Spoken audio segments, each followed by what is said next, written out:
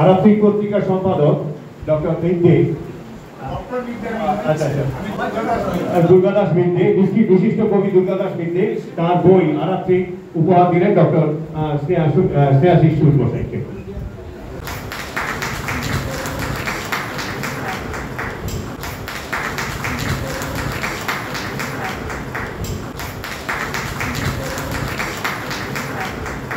অনেক পথ পার হয়েছে, আরো অনেক পথ যেতে হবে, তবু যে পথটা পার হয়ে এসছে সে পথটা কুসুমাস্তীর্ণ ছিল না।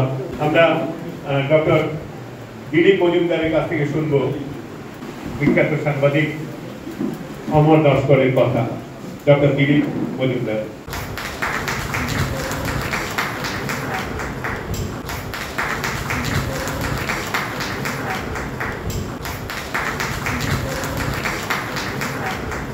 বলার আগে একটু আগে যে দৃশ্যটা দেখলাম সেই সম্পর্কে বলি।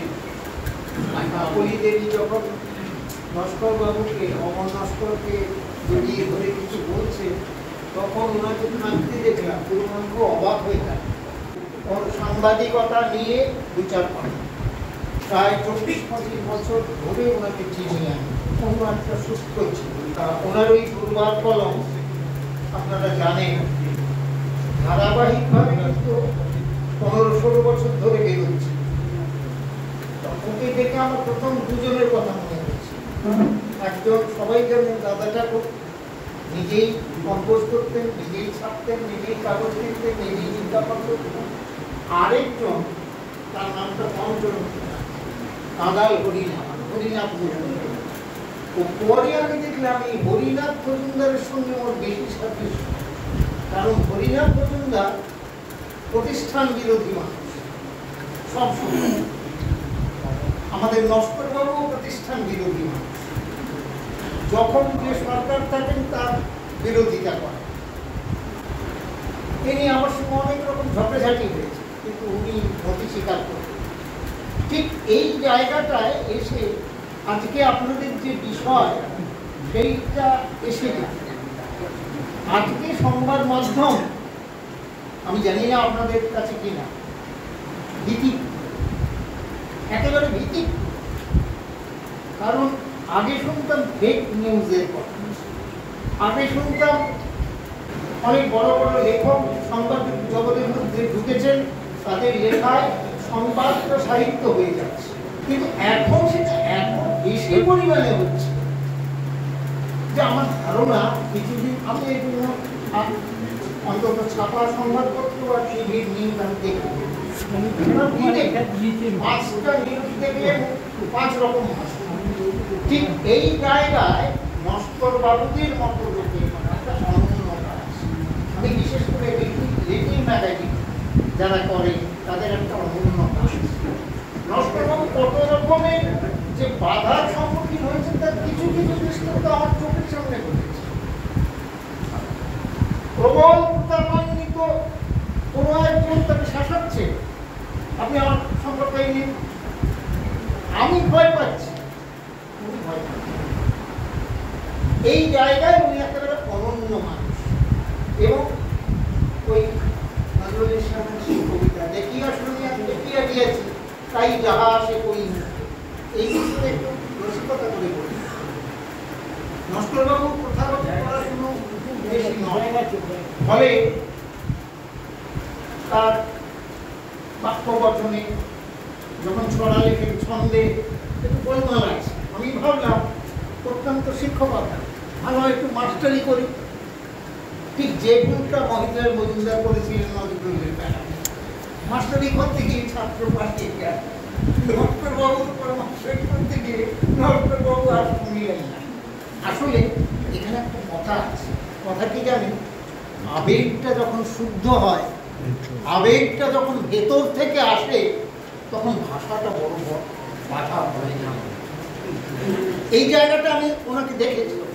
উনি যেটা ভাবছেন, যেটা লিখছেন, সেটা ভেতর থেকে আসছে, কৃত্রিমতা নেই, রূপ অলঙ্কার দিয়ে সাজাবার চেষ্টা নেই, নয়নাভিরাম করার চেষ্টা নেই, খোলামেলা, দুঃখ, কিছুটা তিক্ত, কিছুটা বিরক্তিকর, কিন্তু অস্বীকার করা যায়। সুতরাং সাংবাদিক হিসেবে তিনি এই জায়গাটায় গিয়ে পৌঁছেছেন এককভাবে, কাউকে পরোয়া না করি, কাউকে পরোয়া না। এবং এটা প্রায় একটা, আমি জানি না, এটা প্রায় একটা ইতিহাস। কারণ একক একজন মানুষ 14-15 বছর ধরে একটি পাক্ষিক পত্রিকা চালিয়ে আসছে।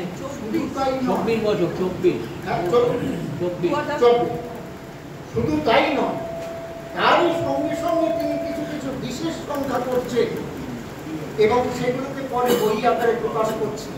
ভাবুন তো, টাকা পয়সার ব্যাপার পরোয়া নেই। আমি নিজে ভয় করি, যেমন কিছুদিন আগে একটি বইয়ের ব্যাপারে এত টাকা ও হয়ে যাবে। আর এই মানুষটি টাকা পয়সার ব্যাপারে কেমন, আপনাদের ছোট্ট গল্প, ফরেস্ট্রিতে পাতিরাম ভালো বিক্রি করে ম্যাগাজিন, উনি আগে সেখানে দিয়ে আসতেন, পরে পাঠানো হলো। তো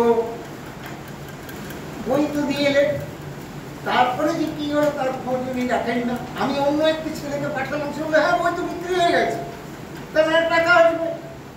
আমি ওনাকে বলবো, ও বললো তাই নাকি, হয়েছে তাহলে 9টা বই বিক্রি হয়ে গেছে 10টার মধ্যে।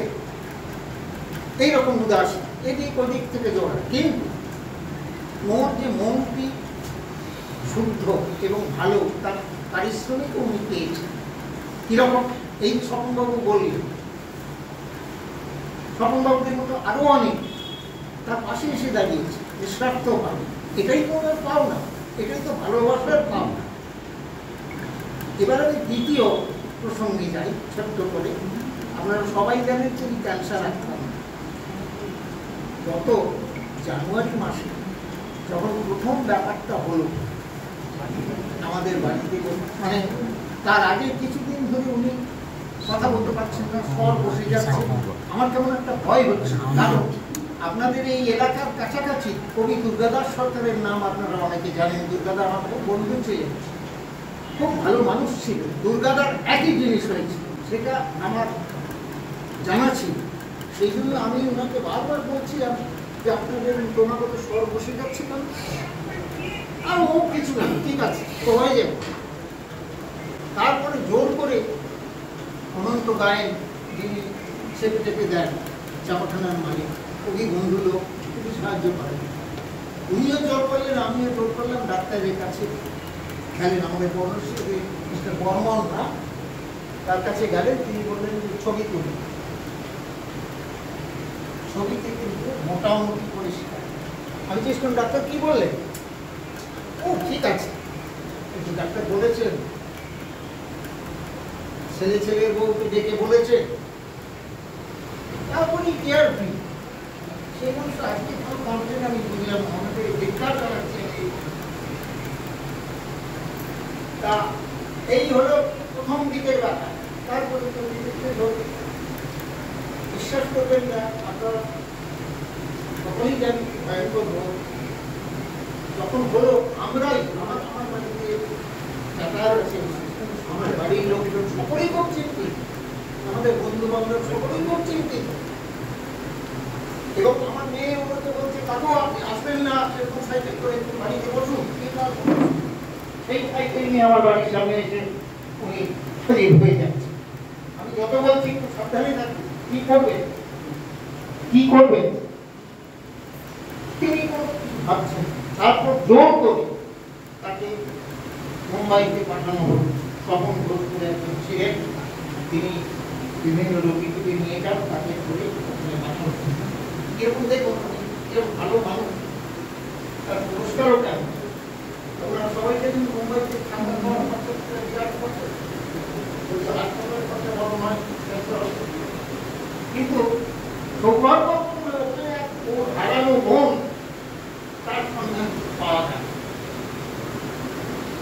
অনেক তার সঙ্গে যোগাযোগ, সেই মন তাকে একটা ভাড়া বাড়িতে ছিলেন, সেখান থেকে নিয়ে গিয়ে তার নিজের বাড়িতে নিয়ে রাখে, এই ছবিতে পেয়ে গেল। তারপরে তো কেমো শুরু হলো।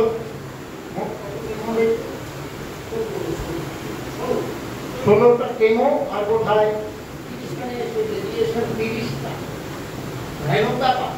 আমার বাড়ির পাশে মেয়ে 4টে কেমো করে আসতে করতে পারি, উনি এতগুলো কেমো নিয়েছে। এই ওনার এই ঘটনাটাও আমার খুব নারাজ। আমি সন্ধান করতে শুরু করছি যে ব্যাপারটা ক্যান্সারের মতো মানব রোগ শুনেই উচ্চমান হয়ে পড়ি আমরা, আমরাই বেশি উচ্চমান হয়ে পড়েছিলাম। তাহলে শক্তিটা কোথা থেকে? কথা বিবেকানন্দের একটা কথা, মানব মনের শক্তি, শক্তির কোনো সীমা নেই।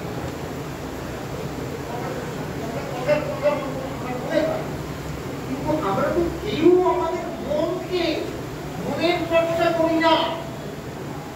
আমরা আমাদের মনকে জানতে চেষ্টা করি না, আমাদের মনকে এক্সপ্লোর করতে চেষ্টা করি না, মনকে শক্তিমান করতে চেষ্টা করি। এই মন তো সাংঘাতিক জিনিস, এই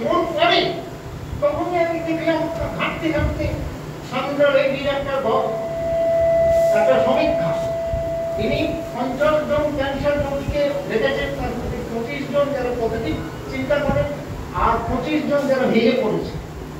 সমীক্ষার রেজাল্ট হচ্ছে যারা ভেঙে পড়েছেন আগের থেকে, মনের দিক থেকে ভয় পেয়েছে, তাদের মৃত্যু ত্বরান্বিত হয়েছে। আমি একথা নির্দ্বিধায় বলতে পারি, নস্কর বাবু ক্যান্সারকে জয় করেছে।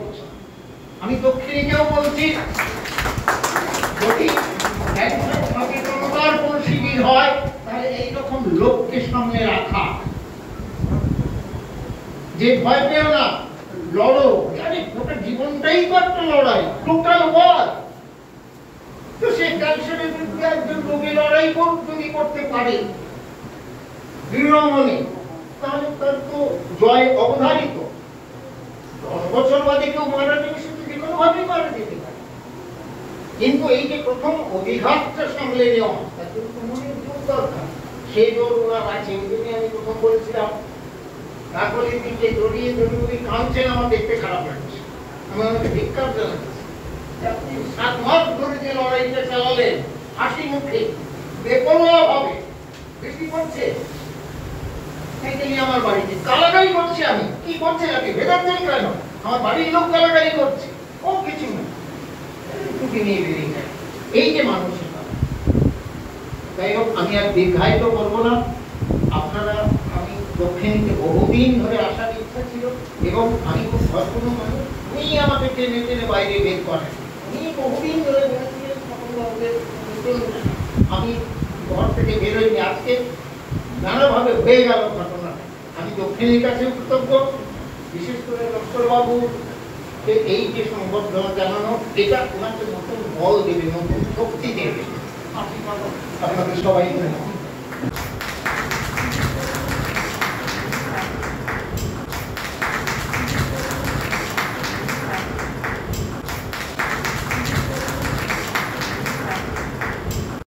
এবারে অমর নস্করের প্রতি একটি কবিতা লিখেছেন আমাদের দক্ষিণীর সদস্য এবং বিশিষ্ট কবি গায়ক শুভ্রকান্তি ভট্টাচার্য। শুভ্রবাবু, আপনি আসুন।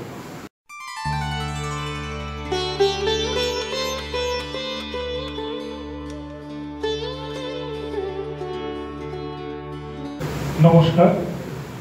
এখানে উপস্থিত যারা আছেন সবাই আমার অত্যন্ত শ্রদ্ধেয়, এবং আমার ডান দিকে যারা আছেন তারা তো এই আজকের অনুষ্ঠানকে আলো করে রয়েছে। তো প্রত্যেককে আমার অন্তরের শ্রদ্ধা জানিয়ে, অমরদাকে আমি যতদিন ধরে দেখেছি, যেটুকু দেখেছি বা চিনেছি, সেটাই আমি নিজের মতো করে এখানে লেখার চেষ্টা করেছি। সেটা আমি একটু পাঠ করে শোনাচ্ছি। শ্রী অমর নস্কর। কোথায় আধার ঘোর, কোথায় হচ্ছে ভোর, কোথায় সাধুর বেশে ঘাপটি মারছে চোর, সমাজকে প্রতিক্ষণে ধরছেন দর্পণে, তিনি সেই ছড়া কবি শ্রী অমর নস্কর। দুর্বার কলমে কালি আছে জানি ঢের, সম্পাদকের তাই নেই কোনো ভয় ডর, থাকবে কি করে তিনি যে অমর নস্কর। নমস্কার।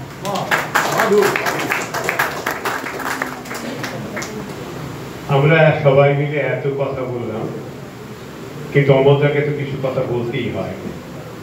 আমি শুধু অমরদাকে সৃষ্টি ছাড়া হয়ে একটা কথা বলবো, ছোট করে বলবেন, অমর নস্কর প্রতিভা সংগ্রামে।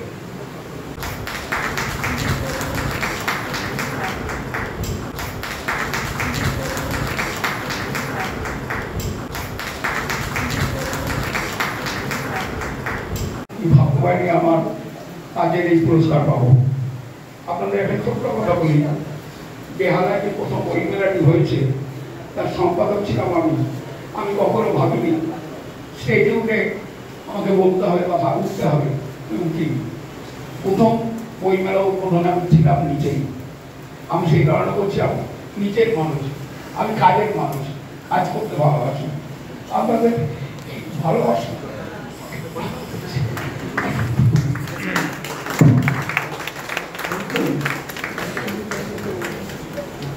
এটা আমার কাছে একটা সৌভাগ্য যে অমরদার লেখা আমি পড়ছি।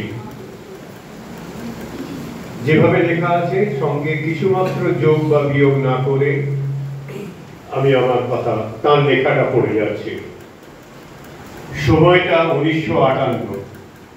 তারকেশ্বর চাঁদুর গ্রামের মেঠো পথে বর্ষা এবং বিশেষ করে কাদামাখা খালি পায়ে এগিয়ে চলেছে ছেলেটা।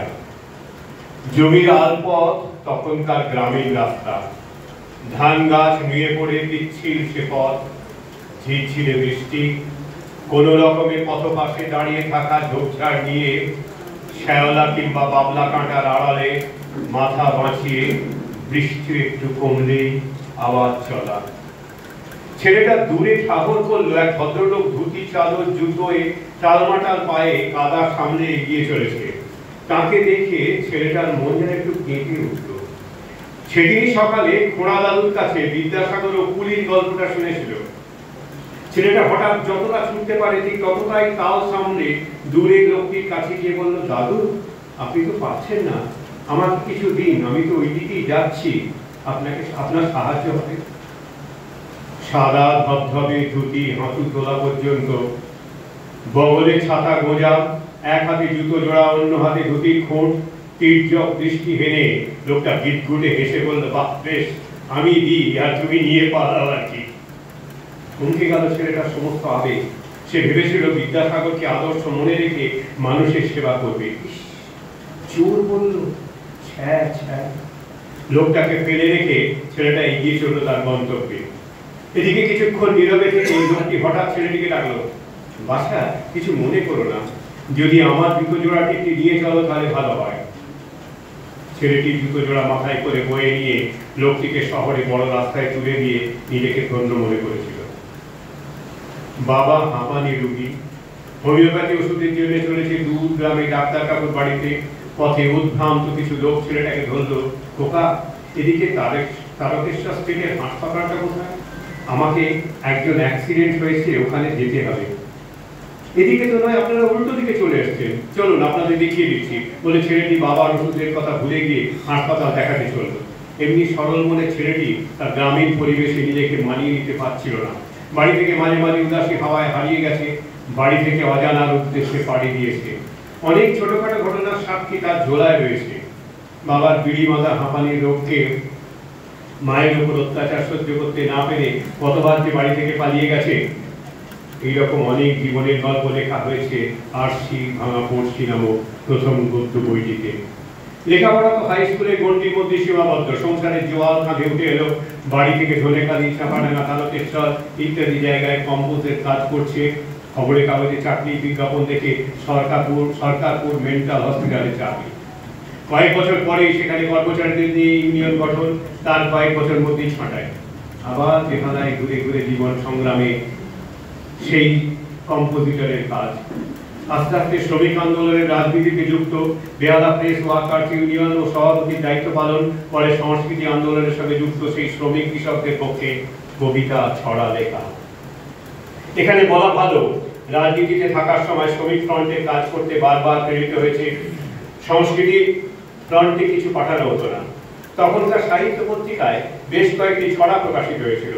বেহালা বইমেলার স্বপ্ন হঠাৎ করে জাগ্রত হয়। এক সময় ট্রেনে নিজের বই, মানে অনুবাদ বই, হেলেন ক্যারিওয়ার্ডে ইংরেজি লেখার বাংলা জিতেন নন্দীর অনুবাদ আমি পৃথিবীকে ভালোবাসি ক্যান্সার রোগের বিরুদ্ধে নিয়ে হকারি করত মাসে।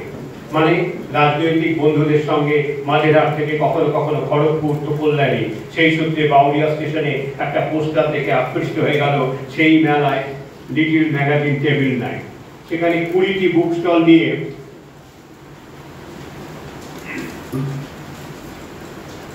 অঞ্চলে বেশ সাড়া জাগিয়ে দিয়েছিল শক্তি সংঘ নামে একটি ক্লাব। সেই ক্লাবের ছেলেদের বইমেলার প্রতি উৎসাহ দেখে আকৃষ্ট হয়ে বেহালার তৎকালীন গুণী ব্যক্তিত্ব শান্তিপ্রিয় চট্টোপাধ্যায় ও প্রভাত রঞ্জন রায়ের সংস্পর্শে এসে সমাধা হয়েছিল 1998 সালে। এবছর 25তম বর্ষ, রজত জয়ন্তী বর্ষ। এ মেলাকে আমরা আসুন বেহালার নিজস্ব মিলন ক্ষেত্র হিসেবে গড়ে তুলি। বর্তমানে গজবজ প্রেস ক্লাবের প্রতিষ্ঠাতা সভাপতি, ইন্ডিপেন্ডেন্ট জার্নালিস্ট অ্যাসোসিয়েশনের সহসভাপতি, শিবরামপুর ভুবন সেন্টার ও গোপালপুর কলম সোসাইটির সম্পাদক হিসেবে কর্মরত। 2012 সালে দক্ষিণ চব্বিশ পরগনা জেলা বইমেলায় গুণীজন সংবর্ধনা মঞ্চে নিজেকে তাকে জেলা শ্রেষ্ঠ সাংবাদিক হিসেবে সম্মানিত করা হয়। কলকাতা প্রেস ক্লাবে 16-10-23 লাইফ টাইম অ্যাচিভমেন্ট অ্যাওয়ার্ড পেয়েছিলেন বাহার মিডিয়া গ্রুপ ও গ্লোবাল ইউনাইটেড জার্নালিস্ট ফোরাম থেকে। 3/12/2023 সালে 62 সাহিত্য পরিষদ শ্রেষ্ঠ ছড়াকার হিসেবে সম্মানিত হয়েছিলেন। মহেশতলা সাহিত্য পরিষদের পক্ষ থেকে শারদসৎ সম্মান দেওয়া হয়েছিল 2024 মহেশতলা পুস্তক পার্বণ মঞ্চ থেকে। এই হচ্ছে তার নিজের কথা, তার কথা। আপনাকে ধন্যবাদ। আপনার অনেক কথাই আমরা জানতে পারলাম যে আপনি এতকাল চাপা, আপনার বইয়ের তালিকাগুলো এখানে নেই, সুতরাং সেটা থাকলে ভালো হতো। যাই হোক, ভারী সুন্দর তিনি বলেছেন। আমরা এই পর্যায়ের অনুষ্ঠানটা এখানে শেষ করলাম।